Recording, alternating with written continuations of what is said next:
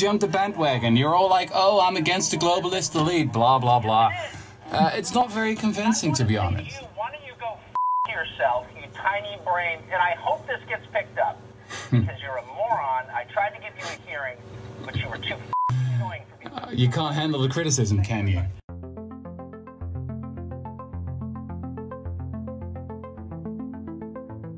We gotta be talking about taxes. That's it. Taxes, taxes, taxes. All the rest is bullshit, in my opinion.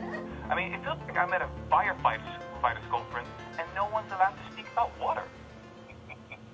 That's one of the great moments, maybe the great moment in Davos history. Rutger Bregman is the author of Utopia for Realists, and he joins us now. Mr. Bregman, I can't stop laughing just listening to that. And part of it makes me wonder, are you the first person ever to note that people are flying private to talk about global warming and that none of them mention tax avoidance? Has anyone ever said that before at Davos that you know of? Oh, I'm not sure. I'm not an expert on Davos history, but it is a bit hypocritical, isn't it? Yeah, well, yes, it is. And others have noted that. We've noted it on this show. We've just never gone to Davos and said it out loud as you did. So if I was wearing a hat, I would take it off to you. What response did you get? Well, I mean, they were not very happy with me, but I'm just I think, a random Dutch historian who's basically saying whatever around the globe is thinking. You know, the vast majority of Americans, for years and years now, according to the polls, including Fox News viewers and including Republicans, are in favor of higher taxes on the rich. You know, higher inheritance taxes, higher top marginal tax rates, higher wealth taxes. It's all really mainstream. But no one's saying that at Davos, just as no one's saying it on Fox News, right?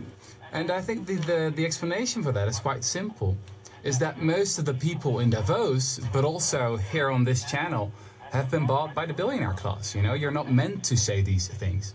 So I just went there and I thought, you know what, I'm just going to say it, just as I'm saying it right here on this channel. Well, what was interesting, I thought, about what you said was you noted something. I mean, many people have called for higher taxes. Very few. Well, not on this channel, is it? I mean, almost all of the pundits on this channel for years have been against higher taxes, right? Even though the vast majority of Americans is in favor of it. I mean, I don't know. It would be interesting to know how many hours of Fox you've watched, but I'm interested in what you said about tax avoidance. So, yeah. I mean, just because someone faces a specific tax rate does not mean that person pays that tax rate at all. I don't think Netflix, for example, paid any taxes last year at all. So what would you do specifically to make certain that this class of people pays what they're supposed to pay? Well, it's about multiple things. So we should really crack down on tax paradises and on tax avoidance. That's a major issue. But it's also about having higher taxes. So in the 1950s, for example, in the 1960s, in the golden age of capitalism, as historians called it, we had top marginal tax rate for the very rich of about, 70, 80, 90%. Actually under Eisenhower, the Republican president. And this was also, one of the best periods in American history. Same is true for the UK and the rest of Europe. So as a historian, for me, it's all not, it's really not rocket science. We should just go back to simple and straightforward solutions from the past. Right, but this country was sustained, and since you're a historian, I guess you would know this, sustained by an industrial economy at the time that was broad and deep. That created a middle class. That doesn't exist anymore. So it's an entirely different economy. I wish it did exist. Oh well, but that's not really an issue. I mean, work the same way with an entirely different economy? Well, I think it would. I mean, America is still pretty much the most powerful country in the world, right? So if it really would want to, it could easily crack down on tax paradises. But the thing is, I mean, you guys have brought into power a president that doesn't even want to show its own tax returns. I mean, who knows how many billions he has hidden in the Cayman Islands or in Bermuda. So I think the issue really is one of corruption and of people being bribed and of not being, not talking about the real issues. What the family, what the Murdochs basically want you to do is to scapegoat immigrants instead of talking about tax avoidance. So I'm glad you're now finally raising the issue, but that's what's been happening for the past couple of years. And I'm taking orders from the Murdochs. Is that what you're saying? No, I mean, it doesn't work that directly. But I mean, you've been part of the Cato Institute, right? You've been a senior fellow there for years. You've been taking their dirty money. They're funded by cock billionaires, you know. Wait, why don't you tell me how it does work?